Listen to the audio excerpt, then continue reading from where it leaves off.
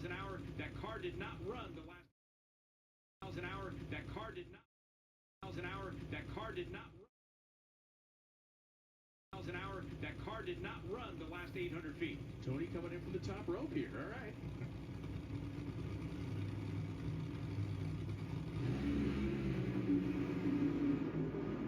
Man, John's car swerved. Oh, and rather force explodes one violently across the racetrack. An absolutely brutal disaster of a crash for John Force.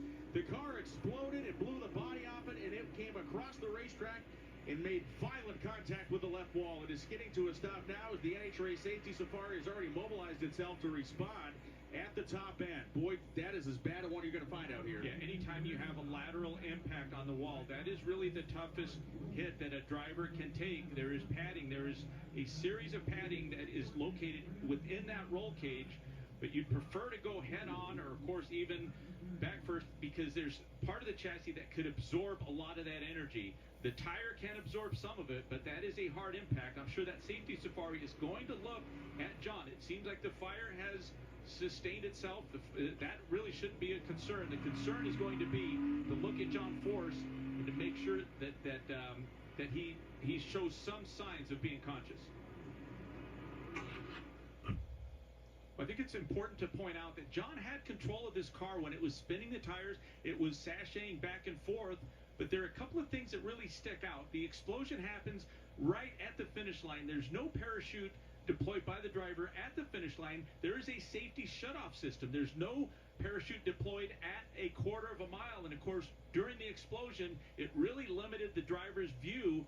It appeared to be a chance that John, even after the explosion, after it goes to the right, could have controlled the car to head into the sand trap. However, without that visual, he wasn't able to drive the car.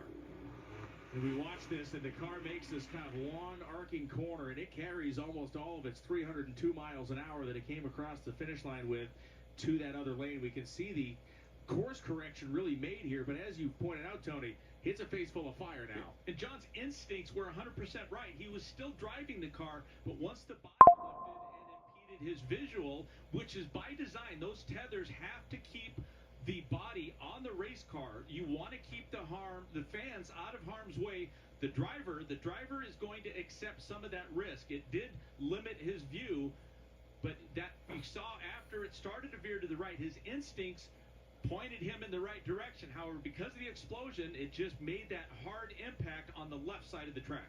The chromoly steel cocoon that these drivers sit in, they have a protective shield to try to keep as much debris and fire off of their extremities as well. As you can see now, John Force is exiting the vehicle with the aid of the Safety Safari. Yeah, this is a good sign. I don't know whether or not he lost consciousness. However, this is a good sign. They need to get him out of the car. They instantly need to put him on a board, keep his physical movement to a minimum.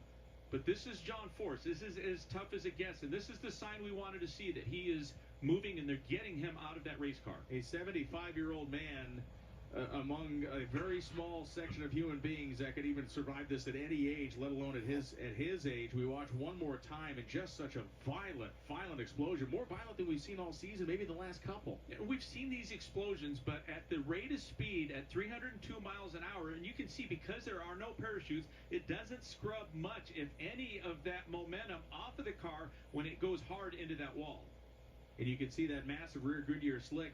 And again, the speed still being carried by the car because the body was tethered. It acted almost as a parachute effect to nearly lift the entire thing and float it in the air. We can continue to follow the progress here of the NHRA Safety Safari as they've now gotten John on a stretcher and will load him into an ambulance. You can clearly see he is alert.